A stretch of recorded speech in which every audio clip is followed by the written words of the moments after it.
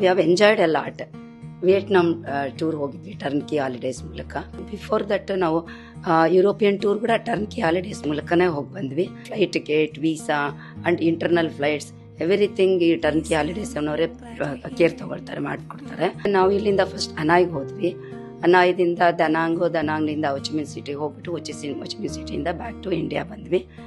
ಇನ್ every ಸಿಟಿನಲ್ಲೂ we have enjoyed a lot. Really we are happy.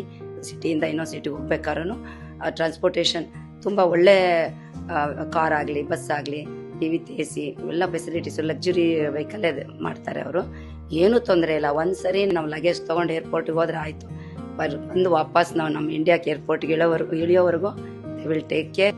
ತುಂಬ ಚೆನ್ನಾಗಿದೆ service ಇವರು ಟರ್ನ್ಕಿ ಹಾಲಿಡೇಸ್ ಆ್ಯಂಡ್ ಟೀಮ್ನವ್ರದ್ದು. Thank you so much.